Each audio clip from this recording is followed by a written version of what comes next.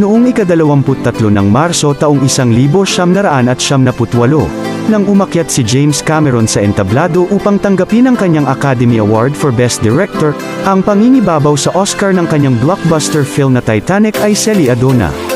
Naitabla ng Titanic ang record na most Oscar nominations na 14 ng All About Eve, at sa pagtatapos ng gabi ay tumabla sa Ben-Hur para sa most wins na 11 kategorya, kabilang ang Best Picture. Take a journey back in time in search of a mystery locked beneath the sea. This December, you will be given the key. I'm the king of the world! 20th Century Fox and Paramount Pictures present Thank you. Put your hands on my fiancé. It's not up to you to save me, Jack. You've got me trapped. If you don't break free, you're gonna die. Leonardo DiCaprio, Kate Winslet, Iceberg, right ahead! in a James Cameron film. For God's sake, let us bring the children down here! There's no good chance! Here we go.